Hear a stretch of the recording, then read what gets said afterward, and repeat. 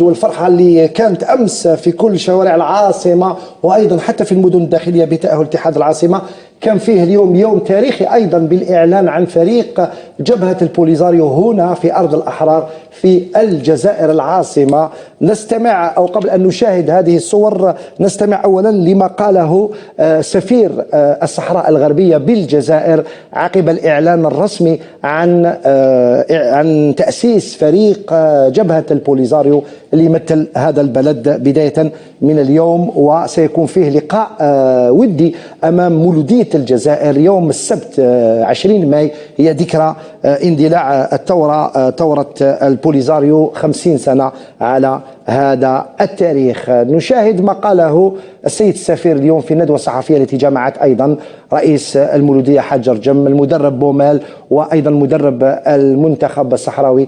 نشاهد ما قاله ثم نعود. الجزائر مكة الثوار، مكة الثوار، لأنه الأحرار والمكافحين يجوا للجزائر، يزوروا الجزائر من أجل التعلم ومن أجل الاستفادة، ولكن أيضا الدعم. حركات التحرر هنا الكثير منها استفاد من الدعم وإسهامات الجزائر في تحرير القارة وفي تحرير الكثير من الأماكن. يكون الإعلان عن تأسيس المنتخب الصحراوي اللي سيكون له المشاركات الدولية من الجزائر. الجزائر أرض الشهداء، أرض الشهامة، أرض المروءة، أنه يكون تأسيس انطلاقا من الجزائر لتفتح صفحة جديدة ومرحلة جديدة للرياضة الصحراوية. ولهذا نعلن عن تأسيس هذا المنتخب. إذن الإعلان عن تأسيس هذا المنتخب اليوم، اللقاء سيكون يوم السبت أمام مولودية الجزائر. لماذا تم اختيار المولودية على فرق أخرى؟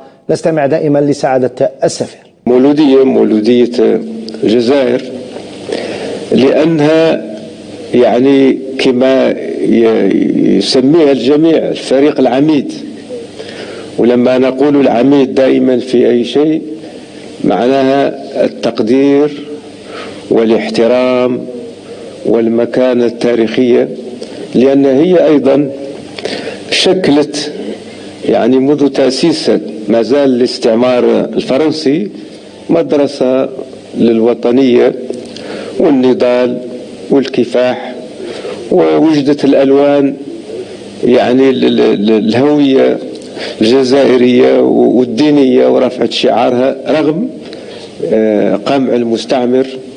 وبالتالي هذا يلتقي، كل هذا يلتقي مع واقع الكفاح الصحراوي ويقرب. وإحنا نشكرها لأنها لم تتردد بأنها تجري مقابلة مع الفريق الصحراوي انطلاقا من تجربتها وانطلاقا من النضال ومرجعيتها النضالية والتحررية. إذن انطلاقا من فريق جبهة التحرير الذي أسس إبان الثورة التحريرية رشيد عباد، اختيار كان لفريق مولودية الجزائر، والإعلان كان اليوم على أن تكون المباراة يوم السبت. يعني هي صورة طبق الأصل لما حدث لفريق جبهة التحرير سنة 1958. مكتوم انتهج نفس الأسلوب الذي انتهجته حزب جبهة التحرير إبان الثورة التحريرية الجزائرية. اليوم هما تاني خذوا نفس الطريقة باش يعنوا على إنشاء فريق وطني تاع الصحراء الغربية، باش تاني كيدافعوا على القضية تاعهم من جانب الرياضي ويسمعوا القضية تاعهم من الجانب الدولي، لأن اليوم نحبوا ننكروا كرة قدم ولات يعني لعبة عالمية تقدر تسوق بها كل كاع لي ميساج اللي تحب تجوجهم تقدر تسوقهم بكرة القدم. كل الرسائل اليوم هذا يسانسكري اون دروات لين افيك سيت. نعم، نستمع لما قاله رئيس المولودية الذي كان حاضر في الندوة الصحفية حول خيار المولودية لمواجهة المنتخب الصحراوي. يطيب لي باسمي وباسم جميع أعضاء نادي مولودية الجزائر خاصة والشعب الجزائري بشكل عام أن أرحب بالأشقاء من الجمهورية الصحراوية في بلدهم الثاني الجزائر.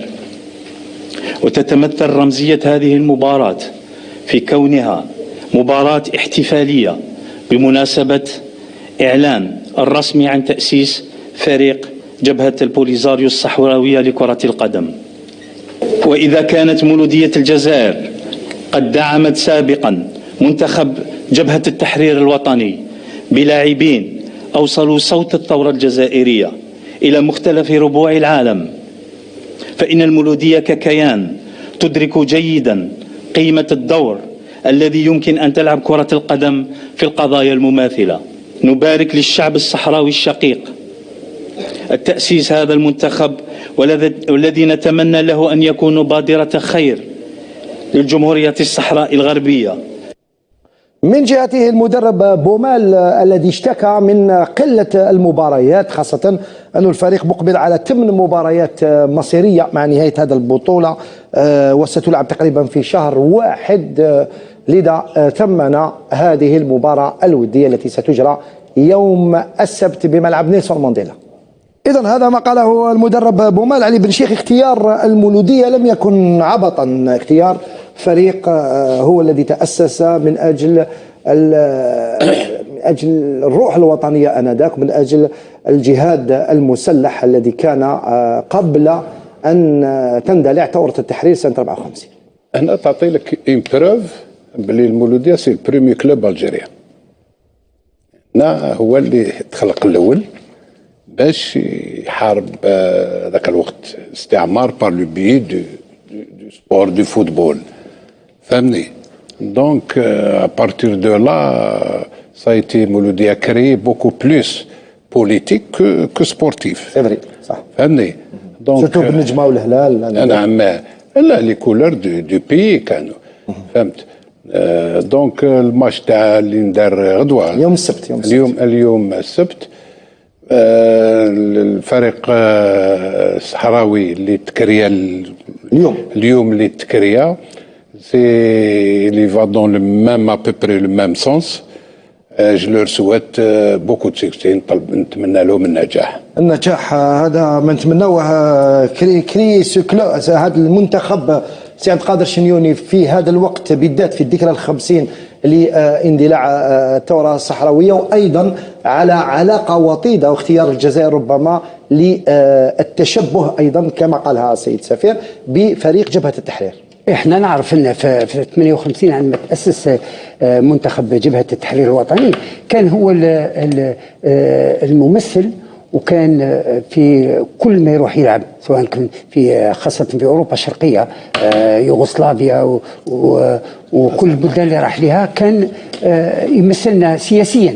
نعم. قبل ما تكون كانت مباريات رياضية، ولكن هذا حتى يوصل الكلام وحتى يوصل المعلومة عن الثورة الجزائرية. هذا هو دور، وعلى كل المنتخب الصحراوي راح يعمل نفس الشيء باش يوسع رقعة الاعتراف ويوسع اعتراف بهذا البلد. فراح يتنقلوا من دون شك لعدة بلدان واللي من أجل الاعتراف بهذا البلد.